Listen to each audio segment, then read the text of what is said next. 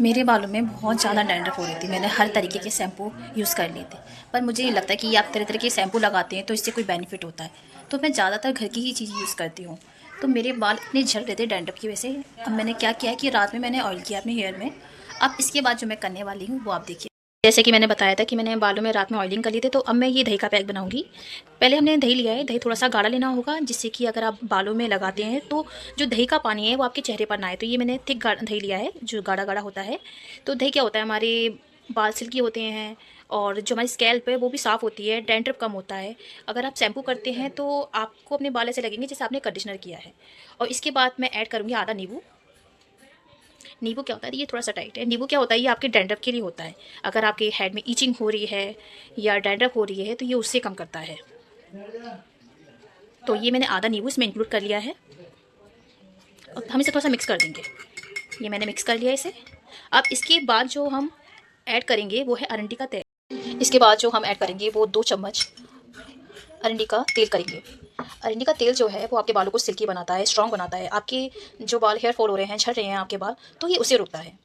अगर हफ्ते में आप 4 से 5 इसको कंटिन्यू कर लेते हैं तो ये बहुत ज़्यादा आपको बेनिफिट देगा। आपके बालों को झड़ने से रोकेगा, डैंड्रफ।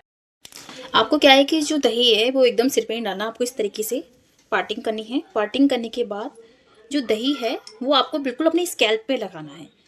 और कभी कभी क्या होता है, जो हमारा एरिया है ना वो बटा हुआ होता है। किसी के डैंड्रफ आगे की तरफ ज़्यादा होती है, किसी के पीछे। जहाँ पर आपको लग रहा है कि आपकी डैंड्रफ ज़्यादा है, वहाँ पर आप अपनी स्कैल्प में से पार्टिंग करके बिल्कुल डायरेक्टली स्कैल्प में अप्लाई करें। अगर वो बच जाता है तो आप पूरे हेयर में लगा लीजिए, लेकिन आपका जो कंपलसरी है वो लगाना आपके स्कैल्प में बहुत ज़रूरी है। तो यहाँ पे मैं पार्टिंग कर लेती हूँ। और सीरियसली आप लोगों को लग रहा होगा कि मैं ओनली एक वीडियो बना रही हूँ, लेकिन मुझे ये खुद से बहुत बेनिफिट हुआ है। अगर आप ट्राई करेंगे तो आपको लगेगा कि हाँ ये चीज़ काम कर रही है।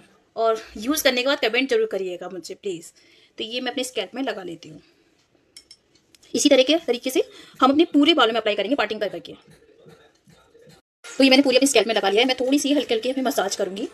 और ये आपको आधा या 1 घंटे रखने की जरूरत नहीं है। आप 15 मिनट या 20 मिनट रख सकते हैं। 15 मिनट से पर नीचे मत रखिएगा, आपको ये 15 मिनट ही रखना है अपने बालों में। और आप इससे बहुत ही हल्के हल्के से मसाज कर सकते हैं। आप इस तरीके से मसाज करने के बाद आप चाहे तो इसे अपने किसी चीज़ से कवर कर सकते हैं, या फिर ऐसे रहने दीजिए। आप जूड़ा बना दीजिए अपना। जूड़ा बनाने के बाद 15 मिनट बाद आप जो भी शैम्पू यूज़ करते हैं उससे हेयर वॉश कर दें। अब मैं भी इसे 15 मिनट रखती हूँ।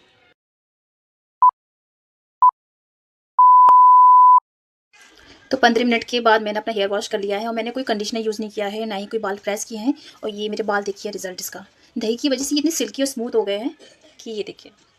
और जब मैं ये दही का मास्क नहीं लगा रही थी तो उससे पहले मेरे बाल बहुत फ्रीजी हो रहे थे, ख़राब हो रहे थे डैंड्रफ की वजह से। हेयर फॉल भी बहुत हो रहा था, लेकिन जब से ये हेयर मास्क लगा रही हूँ तब से मेरा हेयर फॉल भी थोड़ा कंट्रोल में आ गया है। तो ऐसी और नई अपडेट्स पाने के लिए मेरे चैनल को सब्सक्राइब करें और लाइक करें। Thanks for watching.